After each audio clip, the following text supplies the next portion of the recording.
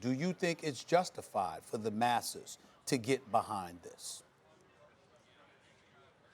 Well, I think it's about the goal, right? I think there's the intentions for a lot of people are good intentions. They're to be able to get young people to profit from their success on a field, and I totally get that. And I'm there for a part of it. I just don't necessarily think that the profit has to come from the name and likeness of getting paid outside, because I think in college football, people will go so far to be able to succeed. I think people will find loopholes.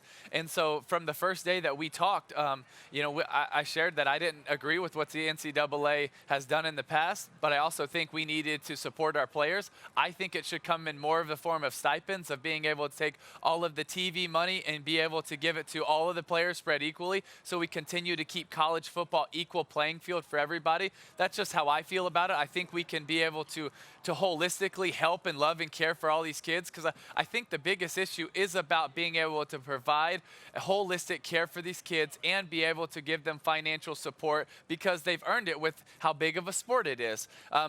My goal in this is to be able to hopefully the NCAAs, which I think it is to be able to find a way to be able to work this out where kids can get supported, but you can continue to keep it student athlete first. Tim, I want to give you a chance to talk about that, because when I hear that, I hear that with very cynical ears. I think, well, a lot of kids are getting paid now, and they get paid differently out of high school depending on how good they are. There's a lot of corruption and influence already. What do you mean kids are getting paid now? Under the table. Kids are getting paid under the table to go to different that's I get that. But what I want to give you a chance to Max, talk. I just don't believe you ever make a rule based on the exception, though. You never make a rule based on when people are doing something that isn't right. And so I don't think you change a rule because of that. I think if we change it, which they're trying to change it, we do it because of it's right to be able to take care of these young men. And I do think we need to take care of them. I believe in that wholeheartedly. I just differ how we do it a little bit. Yeah. Okay.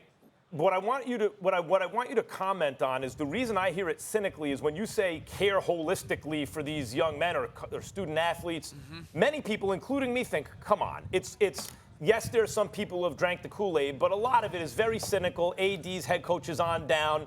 And so, what are we talking about caring about the athletes? They're generating a lot of revenue for these schools. I love it. Can Perfect. you talk about what you mean? Perfect.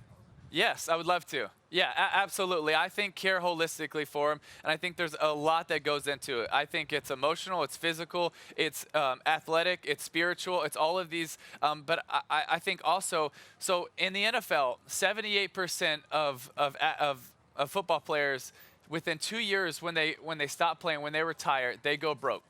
So obviously something is missing in that. So I think it's important not just to be able to give a paycheck. I do think we need to financially support them, but I think it needs to be a student athlete first, that we are training these young men and young women up to be able to go and handle life. And it's not just about being able to have their last payoff in college. It's about learning and understanding and developing so that you can handle the rest of the world. That's what being a student and going to university is supposed to be about. And I think we need to continue to try to enhance that, but also make it not as easy for kids just to kind of pass classes, because I think we do a disservice to them when we can just give kids the easiest route to be able to graduate, when we need to invest in them and care about them holistically, where they understand what to do with their money, how to handle it. We need to bring in classes to be able to speak to these athletes, like Urban Meyer has done, like Dabo Swinney has done, like Nick Saban has done. They brought in their own teachers to be able to try to educate guys on how to spend their money, on how to use it, on all of these things. And that's what I mean holistically.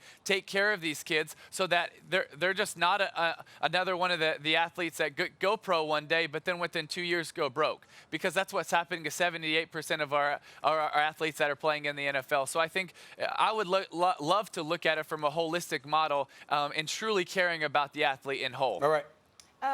Tim, I just wanted to ask if you could be even more specific on holistically, the approach of being holistic in nurturing these student athletes.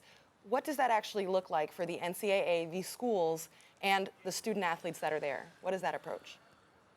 Well, I don't know that I don't know that the NCAA has fully ever done that. I mean, I think there's some good things that they do. I think there's some things that I've always, kind of wanted to change. That's always been a battle. I think they're trying to make steps to improve. A lot of that is, I think, done with peer pressure. But I think it's obviously financial, being able to support these kids. But I do think that a lot of the universities are getting better with taking care of these athletes. But then it's what I meant. It's being able to teach them. It's being able to groom them. It's being able to give them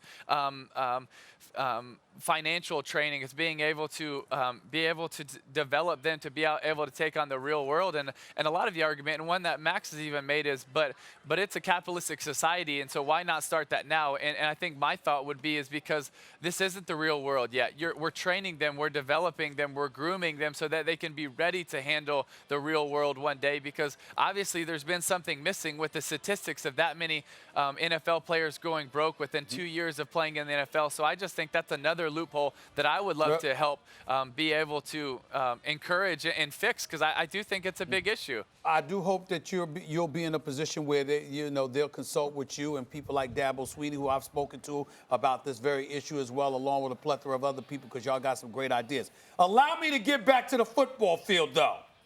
The LSU Tigers, Tim Tebow, the LSU Tigers are the #1 ranked team in the nation with the latest 8 people, ahead of Alabama. Can you explain that, please, and whether or not you agree with that assessment? Well, I think LSU is really good. I think they're more deserving they have a better resume right now. But if I have to pick the best team, I'm still going to pick Alabama, but that's only if Tua is healthy. And if he's healthy, ready to go next weekend, then I think Alabama's the #1 team in the country. I think LSU has the best resume, but maybe Ohio State might be the most complete team. So I think there's an argument for all 3 of those teams to be #1. It's just how you look at it. If you want to say most deserving, you look at LSU. If you say most complete, you look at Ohio State. If you say probably the highest upside with all those receivers and Tua, I think you would look at Alabama. Thanks for watching ESPN on YouTube. For more sports highlights and analysis, be sure to download the ESPN app. And for live streaming sports and premium content, subscribe to ESPN+.